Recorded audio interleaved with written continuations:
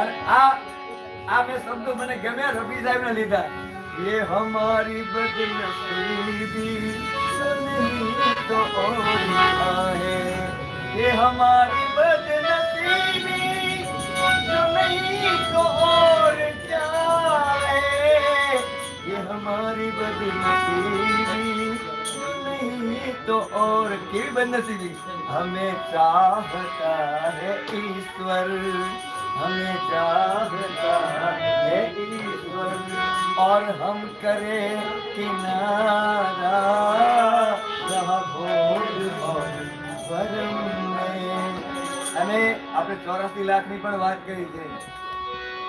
84 લાખ યોની જીવ ક્यों બદલ રહા है, 84 લાખ યોની જીવ क्यों बदल रहा है, मानुष का तन जो पाया, मानुष का तन जो पाया, जो मिले नहीं